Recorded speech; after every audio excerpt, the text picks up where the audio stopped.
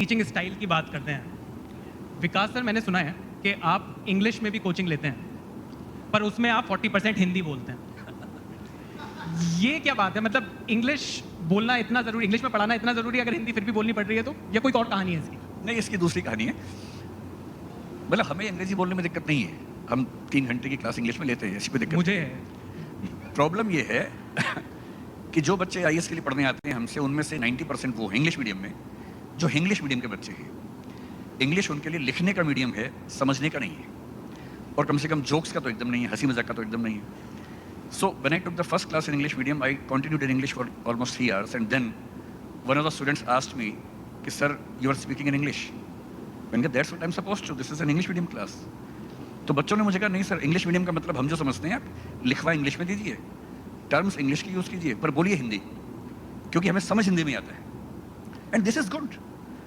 We are using English as a cognitive language, language of learning. Why should we use English as the mother tongue? Why should we use English as the language of jokes and humor? हम अपने तरीके से use करेंगे भाषा को। पर sir, English speaking वालों का कोई एज है क्या हिंदी बोलने वालों के ऊपर? जरूरी नहीं है। इज्जत तो उन्हें ज़्यादा मिलती है। हाँ, ये है हमारे समाज में, यदि कोई इंग्लिश बोले तो लोग मान लेते हैं कि ये बहुत ही समझदार व्यक्ति है, चाहे वो कितनी भी खराब बात बोल रहा हो। और हिंदी वाले को एक प्रेशर होता है ये साबित करने का कि नहीं, मैं अच्छी बात बोल सकता हूँ।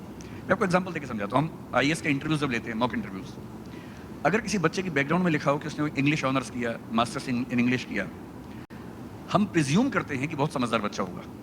कई बार गलत भी साबित हो जाता है।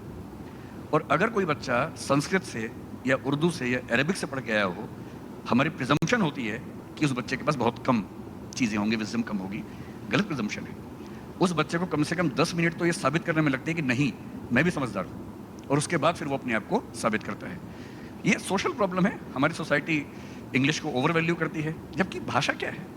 आप जिस समाज में रहते हैं वहाँ की भाषा बोलते हैं। It's as simple as that. England का बच्चा गधे से गधा बच्चा भी इंग्लिश बोलता है, लेकिन बात तो गधेपनी की करता है उसके बाद भी। और हिंदुस्तान का बच्चा, हिंदी बेल्ट का बच्चा हिंदी सीखेगा तो हिंदी में बात करेगा।